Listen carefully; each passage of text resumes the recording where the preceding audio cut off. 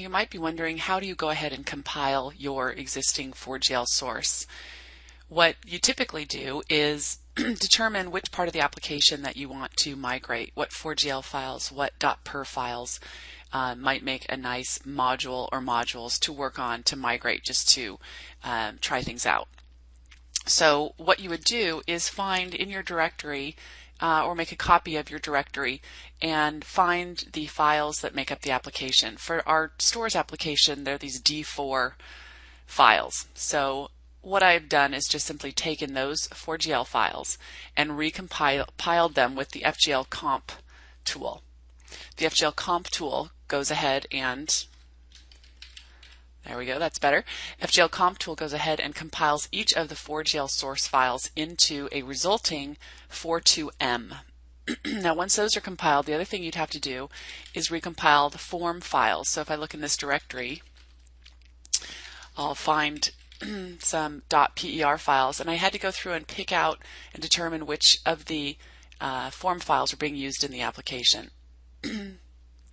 So once I have that and I've compiled the form files, then I need to simply link the program together. In other words, I need to create a resulting 42R file, which is our program file, and that's going to be made up of all of the 42M compiled modules, and also we're going to be referencing these 42F files, which are the compiled form files, or the translated form files.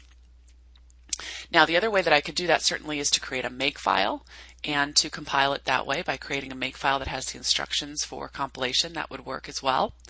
Also, we could come into Genero Studio, which is our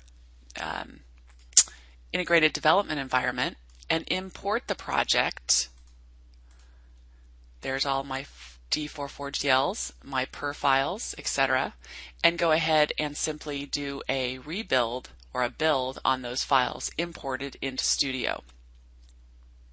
Now if you're curious about or want more information on how you compile, the Genero BDL manual, which is an online business development language manual, does have a compiling program section that will help you to understand what the different command line options are for compiling, as well as running and linking and running your program.